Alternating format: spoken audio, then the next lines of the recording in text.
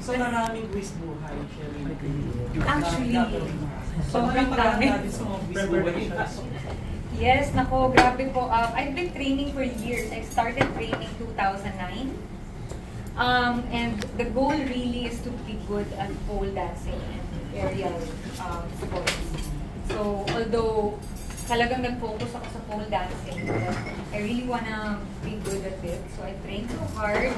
I trained with different great teachers here in the Philippines. And yun, na-achieve ko naman to the level na kaya ko nang kunin ng mga harder tricks, the advanced, immediate, intermediate, like type of skills. So, kaya ngayon na ready na ako, I said to myself, okay, I'm ready to showcase this type of act. So that's why I incorporated it with my singing. So ilang palit ang damit mo dito? Medyo marami po. Actually, ilang hubad ng damit. Hanggang sa mawala na. Oo, pero syempre hindi natin pwede gawin. Walang-wala. Na pwede sa backstage yun. For ano na yun, special release. Ano yun? VVIP. Sabay ka na. By special request. Oo. Pero ano yun, mga 1 million per dance. Depende po kung anong tatanggalin. Yung pagiging disc jockey mo, makikita rin dito. Actually kasi Jennifer Lee is guesting on the show as well. So, gusto ko nang ibigay na sa queen ng disc jockey yan. Kasi Jennifer Lee naman talaga was the one who started DJ. So, actually si Jennifer Lee yung tumutulong sa akin sa mga ibang advice when it comes to DJ. So, I can say hindi pa naman ako masyadong ganun kagaling when it comes to that. But I do a lot of special events as well, festivals. But syempre, iba na yung level ni Jennifer Lee. So, I'll just leave that to her. Sino pang hot babes ang kasama dito at anong gagawin nila? Si Gwen Garcia at si Zara Lopez, they will be part of this. Jennifer Lee, actually supposedly Maui was part of this also, but she's leaving for Canada and US. So hindi siya makakasama. Katya naman was part of the KTX show, the virtual, but she's trying to have a baby na. So sabi ko, sige, pass na lang muna. And then si Andrea naman, she's doing a lot of soap opera, gano'n. So sabi niya, Mare, ginaya talaga, di ba? Mare, pass muna ako sa mga tangling-tangling. So sabi ko, sige, okay, sige. Sa susunod na lang, kasi for sure naman, this is not gonna end here. And we're gonna have a lot of shows after this na pwede ko pang ilagay si Andrea. Baka pwede na siyang magdala ng kabayo niya sa show. Pwede siyang mag-follow. Kasi yun naman ang sport ni Andrea ngayon. But she will still be part of the artists that I will be featuring for. Kasi this is all about women. It's empowering women. And the women who inspired me on my life, like my mom and Patricia Javier, she's actually one of the person na inspired me so much talaga. And syempre yung mga favorite natin, mga artists. So I will be featuring pa rin in the videos sila Andrea. Magandang reunion project sana, di ba? Yes. Kompleto kayo. Oo. Sa susunod yun po yung goal ko. Kailangan lahat sila nakasabit sa kisame. Kasi parang hindi naman kami nagbubulaklak, di ba? But this is gonna be a different Diva Hot Babes ang mapapanood nila. Kasi magiging sila, theater. Theater na ang Diva Hot Babes for this Learte Shirley show. Kasi yun yung sabi ko sa kanila, sis, wala tayong bulaklak at kikay dito, ha? We will be doing yung mga So hindi mo kakantahin yung mga ibang mga hits niya before? May part? Oo, hindi pa. Kasi the concept talaga of this show is more of theater and burlesque and Broadway. So yun talaga. Cirque du Soleil. So yun po yung type of music natin. We will be featuring music from the 1920s, 1960s, and up to now. So it's like era, but not Taylor Swift era. Pero siya nakakatawa, buo pa rin yung hot babes. Paano nyo na-maintain yung friendship? Siguro pagka matagal na kayong magkasama, wala na kayong parang pag may topak yung isa, o relax muna tayo guys, may topak yung isa. Pag yung isa may topak, may isang mag-aano dyan na parang, uy, mabati na kayo. Kumbaga parang hindi kami pwedeng mag-away. Kasi parang hanggang pagtanda na po namin, magkasama na kami. Kahit mawala na yung mga ibang tao sa buhay namin, basta we promised ourselves na we will be intact talaga. So, never kayo nag-away talaga? Nagkaroon ng issue sa Di naman maiiwasan yun sa mga babae, di ba? Parang minsan, noong mga time na mga bagets-bagets pa kami, kunyari pagka lumalabas, pag sinabing, oh, naka-heels lahat ha, may isa talaga dyan na naka-boots. So, lahat, naka-boots. May mga ganong inggitan, di ba? Pero, now naman kasi na mas, ano na kami, parang we're more mature. Parang naintindihan na talaga namin yung mga tao. I mean, like in general, pag yung may mga nega, parang sige babay. Pero basta kaming hot babes. Si JC, okay. Intact kami. Okay Oo kayo. naman, yes. Anong say mo? May kambal siya, di nang taba. Naku, oo, ninang kaming lahat. But I'm really, really happy for them. Kasi dream talaga ni JC Parker yan na magkaroon siya ng family, magkaroon siya ng baby. Kaya nga nung nagka-baby na siya, hindi na namin siya masyadong ginugulo. Kasi before, we always have to get together talaga na kailangan meron tayong Thursday or like nagiinuman kami. Dati talagang pilitan, uy, uminom ka, ganyan-ganyan. Pero ngayon, hindi na. Parang, sige, nagtatry kang mag-baby. O sige, huwag kang uminom. Tubig ka na lang ha. Ganun. Mga ganun na kami. At kambal pa, di ba? Oo, talaga nakakatuwa. Nag-advise po kayo po. Sorry po. Nag-advise po kayo sa Oo naman, ako. Sabi ko nga, yung mga gusto pang mag-baby until now na ganito na yung kung saan kami ngayon. Believe ako sa kanila kasi ako for myself, hindi ko na yata kaya magka-baby ulit kasi parang virgin na kasi ako ulit. sayang. So, oo, nagsara na po siya. So, mahirap naman po buksan natin ulit, diba? So, dyan na lang po siya. Stay put na lang siya. So, magka-virgin.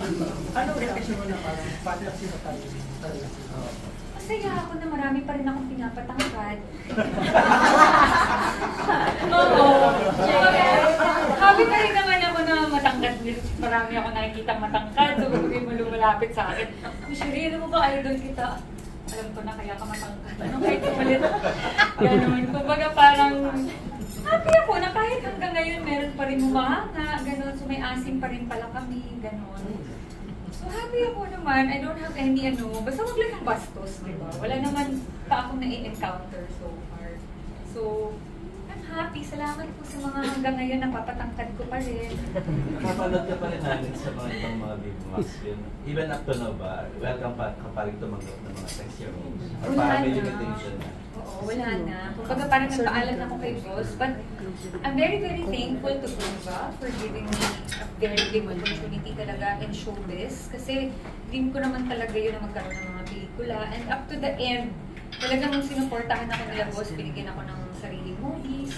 Kumbaga parang I'm very, very thankful pa rin po sa Viva for still giving me the opportunity. Siyempre, for me, I already have a son na 16 years old. And mahirap naman na pag nanood siya ng Viva Max, nakita niya yung nanay niya doon, di ba? So, kumbaga parang, and I had an experience na talagang nakapag-wake up call sa akin, na pumunta ako sa school ng anak ko one time. Tapos, syempre, tungtuwa ako, nanay, mami, di ba, hello, naglalakad ako ganyan. Tapos, biglang may nagpigil sa akin, kuya ng mga classmate, Miss Sherry, tungtuwa naman ako, I watched your film! Ako naman parang ang layo pa niya, di ba? So, oh my God, thank you so much, what film?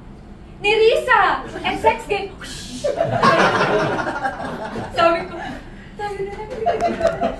Usap tayo dito sa tabi ko. Talaga, oo, kumbaga parang yung sex games, medyo na-scared ako nung sinigaw niya sa school. So doon parang talagang sabi ko, you know what, I think this is time for me to switch to another, parang path. Kumbaga parang I still want to do films, but I want to do yung mga serious roles na yung wala nang masyadong breast exposure, yung gano'n. Kasi time na pong magpahinga ng mga laga ko. Kasi po medyo marami-rami na silang Overexposed sa exposure. sex.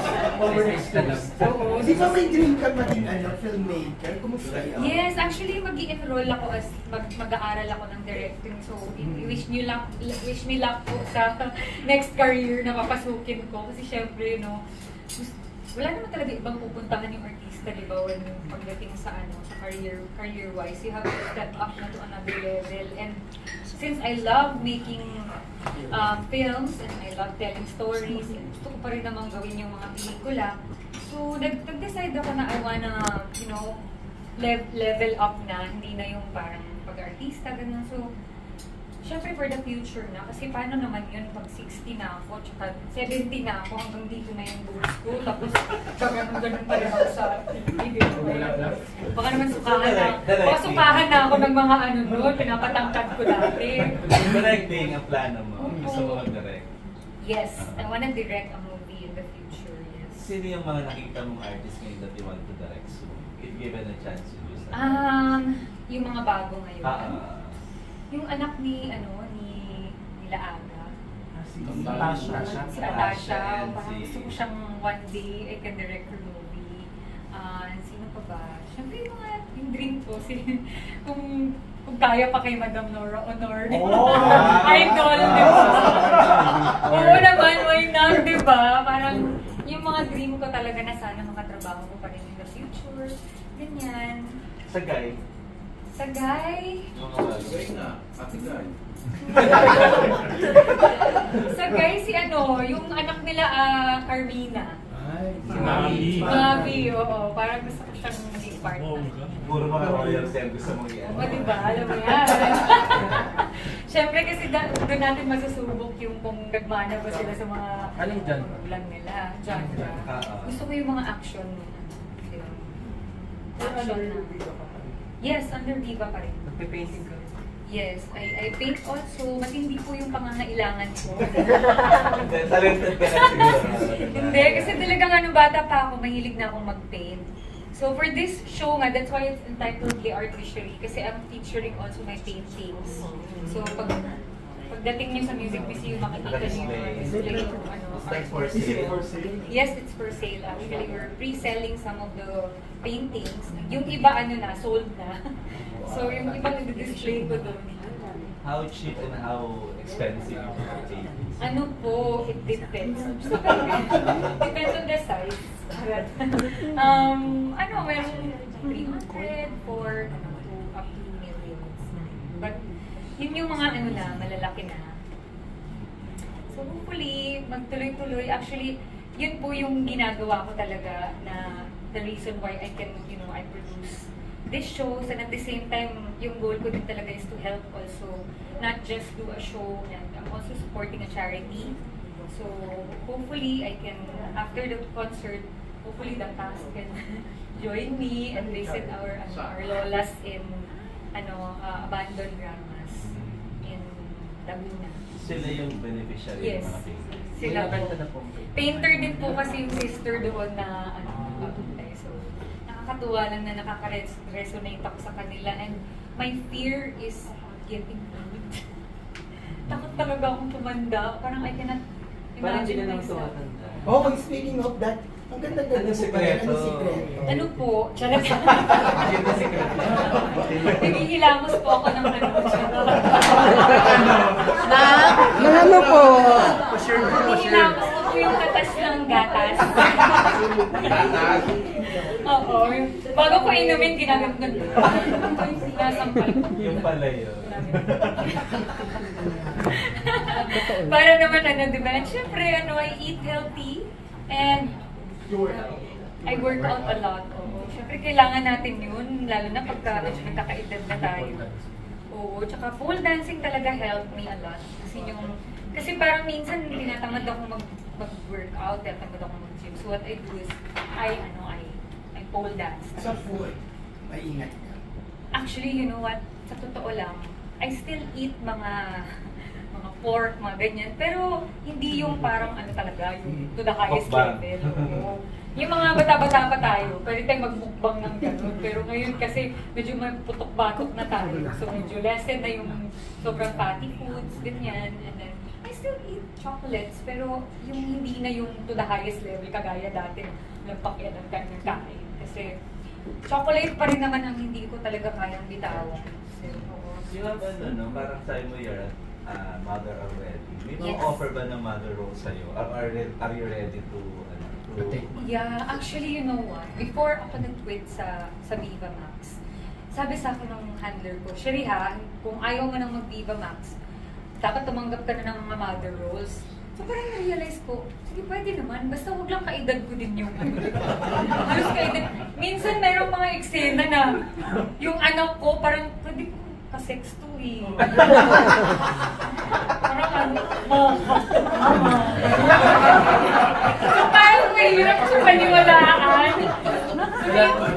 Oo, minsan yung parang, pero alam mo yung parang, yes ma, nakatingin sa boobs ko. Opo ma. Wala pa naman ganun. Hindi pwedeng ganito. Wala pang ganung roles na Well, meron lang nangyari one time. Tapos sabi ko, oh my God, parang jowa ko lang ito eh. Parang mahirap naman. But sabi ko nga sa handler ko, pwede naman. Basta huwag lang naman yung parang kaedad ko na. Like sino, yung nakikita mo pwede mo maging anak sa showbiz. Sino ba? Si ano? Nico. Si Nico. Huwag naman yun! Sabi ka parang pwede namang karomansa ko yun. Si ano, yun na, yung anak ni Ana Pina. Pwede yun. Pero although mistiso siya, tapos morena ako, parang hindi imposible. Oo, but malay mo, baka naman, di ba? Ready ka ba rin ano? Kasi si Andrea gumawa ng may December Love. Yeah. Ikaw ready ka sa mga ganun? Oo naman, ready. Nakarelate ako doon. Hindi, joke lang. Hindi, joke lang. Kanino? Pero oo naman, pwede naman. Basta ang importante, any role naman na ibibigay sa akin, gagampanan ko. Basta wag na yung nakikita na yung buong ano, kasi retire na po talaga sila. Nagreklamo na po talaga sila sa akin. Tago na sila. Didimanda na daw nila ako kapag ano. Hindi ko sila pinatigil. So ano yung nature na tatanggap ka rin sa yung magiging limitations? Wala nang breast exposure. Kasi talagang I really wanna, ano na talaga, parang change na yung career path. Kasi for my son also, and he talked to me eh. So yun yung medyo mabigat sa akin. Kasi dati parang iniisip ko pa, sige parang gawin ko pa rin siya kasi pwede pa naman. Kumbaga, pwede ko pa rin naman Sexy ka pa rin naman. Kaya ko pa namang makipagsabayan, makipaglaban sa mga bagets. Pero ano, syempre I'd rather just, you know, respect my son's feelings also. Na sinabi niya talaga sa akin, and inupo niya talaga ako. So, Mom, can I sit down with you? Ano ka parang, yes. Nakabuntis. Tapos biglang sabi niya sa akin, Mom, whatever it is that you're doing, can you please stop it? Tapos nung sinabi niya sa akin yun, sinabi talaga sa kanya, before you even talk to me, I decided to stop na. Sabi ko. Because of what happened at school. Oo, because what happened. Tapos siguro feeling ko din, kaya sinabi niya sa akin yun. Kasi nakita niya rin siguro na nung lumapit nga sa akin, tapos napanood. So parang, I felt like, you know, I have to respect his feelings. And I don't want him to be bullied sa school. Because of that, syempre, he's a growing boy. And marami ng classmate niya na nakapanood ng wala kapag mga bagets na gano'n. So, mahirap na. Hindi, your mom. Diba? May possibility pong pumasok sa showbiz. Actually, you know what? Medyo eh. Kasi ang galing niya kumanta, ang galing sumayaw. And ano, hindi ko pa nakikita yung acting skills niya. Pero he loves filming. Oo, mahilig siya yung minsan, ano siya, nag-i-edit siya ng mga videos ng mga classmates niya, gano'n. Tapos tinuruan ko, sabi ko, buong gabi kaya itong nag-i-edit dyan. Gawin mo ng negosyo yan. Tinuturuan ko mag-negosyante yung anak ko doon. So, parang kumbaga, there's a big possibility na baka mag-showbiz din siya. At hindi ko naman siya pipigilan. Basta kung ano yung happiness niya, I will support him all the way.